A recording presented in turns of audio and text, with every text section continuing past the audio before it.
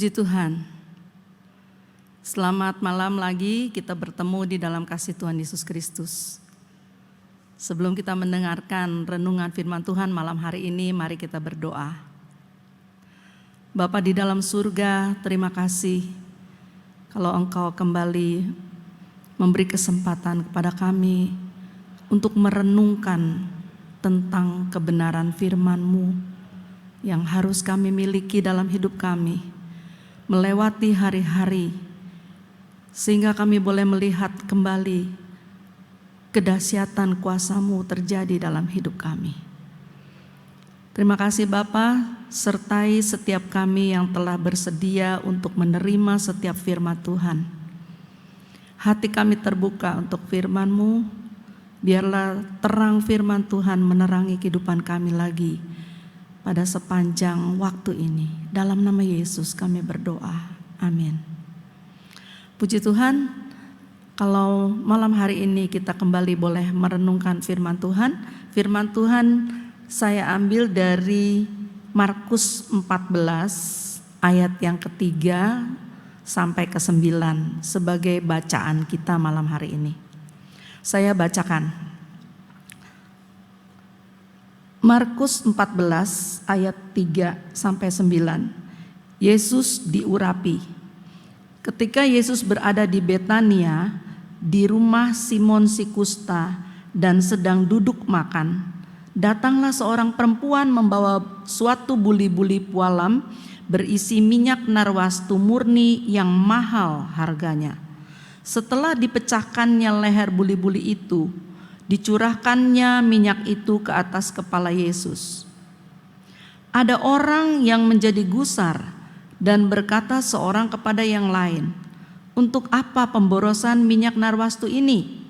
Sebab minyak ini dapat dijual 300 dinar lebih dan uangnya dapat diberikan kepada orang-orang miskin." Lalu mereka memarahi perempuan itu. Tetapi Yesus berkata, "Biarkanlah dia. Mengapa kamu menyusahkan dia? Ia telah melakukan suatu perbuatan yang baik padaku. Karena orang-orang miskin selalu ada padamu, dan kamu dapat menolong mereka bila mana kamu menghendakinya. Tetapi aku tidak ada selalu bersama-sama dengan kamu." Ia melakukan apa yang dapat dilakukannya. "Tubuhku telah diminyakinya sebagai persiapan untuk penguburanku. Aku berkata kepadamu, sesungguhnya di mana saja Injil diberitakan di seluruh dunia, apa yang dilakukannya ini akan disebut juga untuk mengingat dia." Puji Tuhan, demikian firman Tuhan yang saya bacakan. Namun di sini kita melihat ada beberapa orang yang tercatat di dalam tulisan ini tentang seorang perempuan yang membawa suatu buli-buli pualam. Lalu kita juga melihat di sini ada orang-orang lain yang menjadi gusar ketika perempuan ini melakukan hal yang baik. Dan di situ juga kita melihat respon Yesus. Di sini kita mendapatkan bagaimana sudut pandang orang-orang sekitarnya itu. Dan kalau kita melihat orang-orang di sekitar ini yang menjadi gusar, ini adalah murid Yesus. Murid Yesus yang bernama Yudas, yang tercatat juga di dalam Injil Yohanes 12. Tapi kita tidak membuka ayat itu, nanti saudara bisa membukanya sendiri. Ada murid-murid yang menjadi gusar ketika seorang perempuan memberikan persembahannya kepada Yesus. Sehingga Yesus berkata juga dengan keras kepada murid-muridnya. Di sini kita melihat, di sini saya melihat apa yang Yesus pikirkan. Yesus hanya memikirkan tentang orang-orang miskin. Ada di sekitar kita, ada di sekitar murid-murid. Selalu ada, Yesus katakan. Sehingga judul renungan kita malam hari ini saya memberi judul berpikir seperti apa yang Yesus pikirkan. Apa yang Yesus pikirkan? Yesus memikirkan tentang orang-orang miskin. Yesus berkata, kamu dapat menolong mereka kalau kamu mau. Kalau kita juga melihat di dalam Ulangan pasal 15 dari kitab Perjanjian Lama, di sana juga telah dituliskan bahwa memang orang-orang miskin itu akan selalu ada. Dan menjelang hari-hari di mana kita akan memperingati hari Natal, apa yang dapat kita lakukan, saudara? Seringkali di hari Natal kita bersuka cita, kita bergembira, karena kita akan menerima hadiah-hadiah, karena kita akan menerima ini dan itu. Tetapi adakah kita memikirkan orang-orang lain? Adakah kita membawa berita kepada orang lain tentang mereka memerlukan Yesus, mereka memerlukan juru selamat? Dan biarlah menjadi suatu kebiasaan kita pada memperingati hari Natal. Bukan kita yang menerima hadiah-hadiah, tapi biarlah kita menyiapkan hal-hal yang baik yang dapat kita berikan kepada orang-orang yang ada di sekitar kita. Mungkin mereka bukan orang-orang miskin secara jasmani, tapi mereka miskin karena mereka belum mendengar bahwa di dalam dunia ini ada juru selamat, ada Yesus Kristus yang perlu mereka miliki. Dengan kita membagi-bagikan hal-hal yang baik, dengan kita memberikan, kita membawa pemberian-pemberian kita kepada orang-orang di luar sana, orang-orang yang masih jauh, yang belum mengenal Kristus. Lewat perbuatan-perbuatan kita itu, lewat kita menyampaikan selamat hari Natal, di dalam Natal itu, di dalam pemberian-pemberian kita kepada mereka, mungkin di jalan-jalan kita bertemu dengan orang, kita memberikan sesuatu buat orang-orang. Di sana ada berita bahwa Yesus datang ke dalam dunia sebagai juru selamat. Dan kalau di dalam kitab Ulangan pasal 15 tadi saya sudah katakan, memang dituliskan bahwa orang-orang miskin, artinya di sini memang miskin secara jasmani, banyak, selalu ada. Saya bacakan dalam kitab Ulangan 15 ayat yang ke-11. Ulangan 15 ayat yang ke-11. Sebab orang-orang miskin tidak hentinya akan ada di dalam negeri itu. Itulah sebabnya aku memberi perintah kepadamu demikian. Haruslah engkau membuka tangan lebar-lebar bagi saudaramu yang tertindas dan yang miskin di negerimu. Puji Tuhan. Mungkin kita dapat menerjemahkannya sebagai miskin rohani, miskin mereka belum mendengar tentang juru selamat. Tapi ada juga yang kita jumpai di jalan-jalan, mereka memang miskin, mereka perlu mendapatkan dari kita. Ya, seringkali kalau di jalan-jalan, sekarang saya juga bertemu dengan orang-orang yang ada di lampu-lampu merah. Mungkin kita seringkali kan, kita tidak mau memberikan kepada mereka, takut menjadi suatu kebiasaan yang kurang baik. Tapi apa artinya kehidupan kita pada hari-hari ini? Terlebih ketika kita sekarang sedang mau memperingati hari Natal. Dengan kita memperingati hari Natal, dengan kita memberikan pemberian-pemberian kita kepada orang-orang yang membutuhkan, mari kita lakukan apa yang Yesus katakan. Orang-orang miskin selalu ada di tengah-tengah kamu, di antara kamu. Kamu dapat menolong kalau kamu mau. Dimintakan bagi kita, mari kita mau. Kita mau memberi apa yang dapat kita berikan kepada mereka. Seperti apa yang dipikirkan Yesus, mari kita memikirkan tentang orang-orang lain yang ada di jalan-jalan, tentang orang-orang lain yang belum mengenal Kristus. Lewat pemberian-pemberian kita, mereka boleh memuliakan Tuhan. Mereka boleh melihat perbuatanmu yang baik itu. Mungkin mereka hanya menganggap saudara baik, kita baik, saya baik. Tapi dalam kebaikan-kebaikan yang kita lakukan bagi orang-orang yang membutuhkannya, biarlah mereka memuliakan Tuhan, biarlah mereka bersuka cita, biarlah dunia bergembira.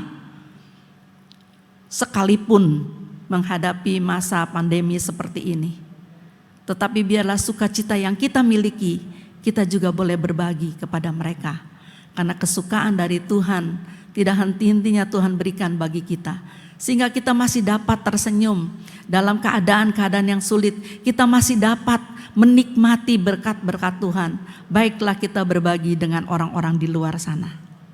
Sebuah ayat lagi yang saya boleh sampaikan kepada saudara di dalam Filipi pasal 2 ayat yang kelima.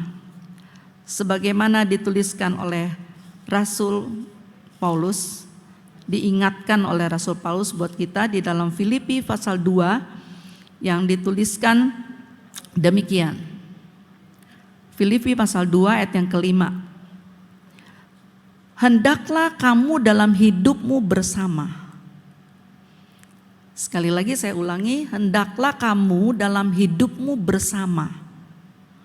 Menaruh pikiran dan perasaan yang terdapat juga dalam Kristus Yesus. Yang walaupun dalam rupa Allah tidak menganggap kesetaraan dengan Allah itu sebagai milik yang harus dipertahankan. Melainkan telah mengosongkan dirinya sendiri dan mengambil rupa seorang hamba dan menjadi sama dengan manusia. Namun yang saya garis bawahi adalah hendaklah kamu dalam hidupmu bersama. Mari dalam hidup kita bersama-sama yang kita jalani pada hari-hari ini, kita mengerti bagaimana Yesus mengosongkan dirinya. Siapa kita? Kalau kita dapat melakukan sesuatu bagi orang lain, itu bukan karena kita, tetapi karena belas kasihan Tuhan yang ada di dalam kita. Karena kasih karunia Tuhan yang bekerja di dalam kita, kita sanggup memikirkan orang-orang lain. Kita sanggup berpikir seperti apa yang Yesus pikirkan. Saya tidak panjangkan firman Tuhan, tapi biarlah renungan malam hari ini, mari kita berpikir seperti apa yang Yesus pikirkan. Mungkin kita tidak terlalu banyak dapat memikirkan, namun pesan firman Tuhan malam hari ini, berpikir seperti yang Yesus pikirkan. Yesus hanya memikirkan tentang jiwa-jiwa, tentang keselamatan orang-orang lain, tentang keperluan-keperluan orang lain. Mungkin mereka perlu secara materi, tapi terlebih dari itu, dunia memerlukan Yesus Kristus yang adalah Tuhan. Mari kita berdoa. Terima kasih Bapa di dalam surga, kalau Engkau taruhkan di dalam hati kami, supaya kami juga berpikir tentang orang-orang lain, tentang orang-orang yang belum mengenal Tuhan, tentang orang-orang yang miskin dalam keadaan jasmani. Mari Bapa, biarlah belas kasihan-Mu terus ada di dalam hati kami. Biarlah kasih-Mu terus bekerja di dalam kami. Di dalam kami memperingati Natal. Natal bukan sekedar Natal, tetapi kami mau melakukan apa yang Tuhan izinkan untuk kami lakukan, apa yang Tuhan perintahkan untuk kami melakukan, supaya kami mengingat orang-orang yang ada dalam keadaan berkekurangan, orang-orang yang miskin, orang-orang yang belum mengenal Tuhan. Biarlah kami terus membawa mereka untuk mendekat kepada Tuhan, sehingga mereka boleh bertemu dengan juru selamat dunia, Yesus Kristus Tuhan. Berkati renungan malam hari ini Tuhan, untuk tertanam di dalam setiap hati kami, yang terus mengasihi Tuhan, mengasihi sesama dengan lebih sungguh lagi. Bahkan tidak henti-hentinya kami berdoa bagi tanah air kami, bagi bangsa Indonesia. Tuhan tolong pemimpin bangsa kami, Bapak Presiden kami, terus hikmati, terus Tuhan bawa kami semua untuk mengerti bahwa Tuhanlah Yesus Kristus Tuhan, Juru Selamat dunia ini. Tidak ada nama lain di kolong langit ini yang dapat menyelamatkan kami. Dalam kami menghadapi pandemi yang besar ini Tuhan, kami tidak mampu berada di dalam kekuatan kami sendiri. Tapi terima kasih kalau sampai saat ini juga Tuhan telah menyembuhkan banyak yang sakit. Tuhan telah memakai para medis yang ada, Tuhan memakai para dokter yang ada. Tuhan berkati pelayanan-pelayanan mereka, supaya mereka juga dapat menolong, supaya mereka dapat memikirkan orang-orang yang sakit dan mereka dapat melakukan hal-hal yang baik. Dan di dalam semuanya Tuhan, biarlah kami semua menaruh pikiran dan perasaan kami seperti apa yang Tuhan miliki. Penuhi kami dengan kuasa-Mu Tuhan, untuk kami mengatasi kehidupan hari lepas hari, menapaki lagi jalan-jalan kehidupan kami pada besok hari, untuk melihat bahwa Tuhan yang besar ada di atas Indonesia. Indonesia penuh kemuliaan-Mu. Di dalam nama Yesus kami berdoa dan mengucap syukur. Haleluya. Amin.